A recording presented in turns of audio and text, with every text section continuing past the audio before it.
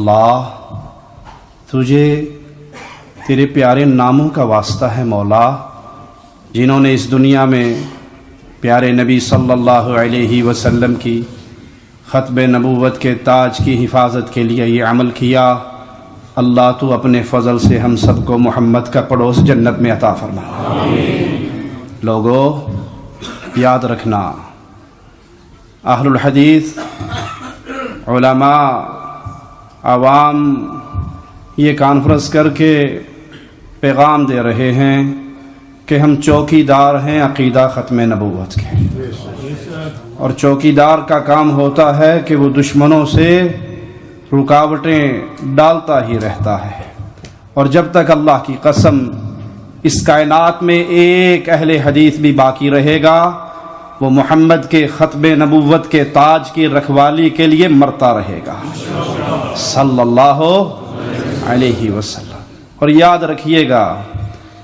میرے رب کی شان ہے، میرے مولا کا کرم ہے، میرے رب کی عطا ہے، جس کو چاہتا ہے جو عطا فرماتا ہے۔ اس دھرتی پہ سوائے اہل الحدیث کے کوئی گروہ ایسا موجود نہیں ہے جو سر اٹھا کر یہ کہہ سکے کہ ہم نے محمد کریم صلی اللہ علیہ وسلم کی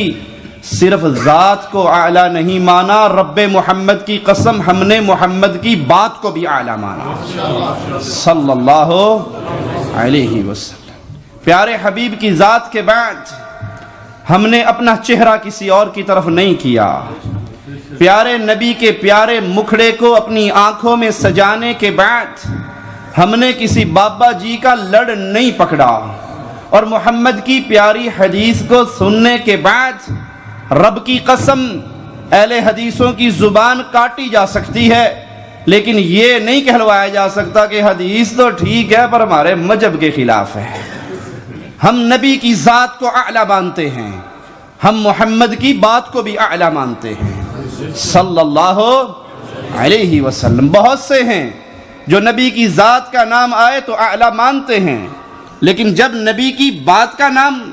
اور بات کا معاملہ آتا ہے کہتے جی بات تو ٹھیک ہے لیکن چینکے چنانچے چونکے فلاں حضرت جی نے کہا ہے یہ حدیث ہم نے نہیں ماننی۔ ہم کہتے ہیں کائنات میں ہر کسی کی بات کو ٹھوکر ماری جا سکتی ہے، پوری کائنات کو چھوڑ کر محمد کی بات سے بے وفائی نہیں ہو سکتی۔ کائنات چھوڑ دیں گے،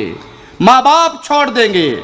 وطن چھوڑ دیں گے، ارے اپنی گردنوں کو اپنے وجودوں سے کٹوا لیں گے، لیکن جہاں حدیث رسول آئے گی وہاں سر اس کے مقابلے پہ نہیں اٹھائیں گے۔ یہ شان ہے تو صرف اہل الحدیث کی ہے، لیکن